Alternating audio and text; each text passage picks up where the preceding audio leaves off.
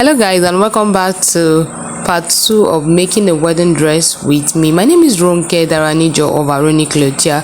If this is your first time in this channel, please kindly hit the subscribe button below and do not forget to on the notification bell so when we upload new video you'll be the first to be notified. So let's get right into it. So yeah, I have my hard net folded into a smaller piece. This is about 10 to 12 yards of hard net that I have folded here, and what I'm doing is to go ahead and mark and measure where I want my hard net to start and where I want it to stop on my petticoat. And I've done that, and I'll take the measurements into consideration, and it is that measurement I'll be cutting on my hard net till I exhaust the hard net. Alright, so this is for the first layer, and then if you want it very full, you can go ahead and use as much as possible on the first line till you get your desired fullness. So you repeat same process for the second layer. You pick up your petticoat and then you go ahead and measure where you want it to start. And where I want it to start is under the casing to where the next casing is going to start from. That's where I want it to stop. So I'll go ahead and measure, and you repeat same process for every other layer. I hope you get that. So the next thing I want to do is to go ahead and create my ruffles, and when I'm done doing that, you go ahead and mark the level where you want your hard net to start, and then you start sewing on that level. As you can see, I'm sewing my hard net upside down.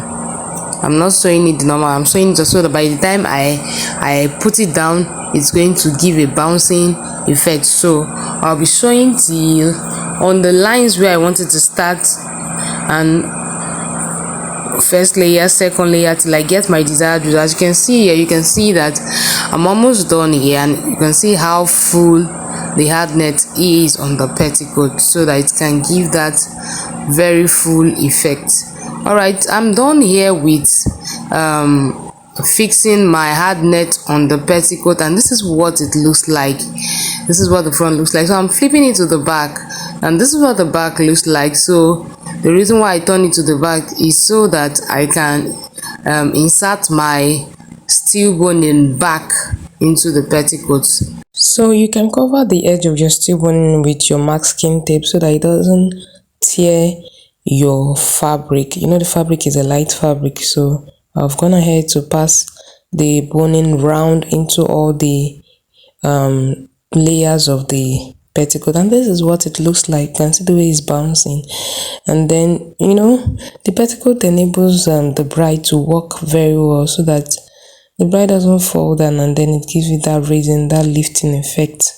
You can see the way it's bouncing, and with the hard net on it, it's reinforcing it so that the weight of the fabric, the weight of the wedding gown, does not compress the petticoat. So if you still like to see the final look of this wedding gown, please stay tuned. Please do not forget to hit the subscribe button below, and please give this video a thumbs up. Thank you very much.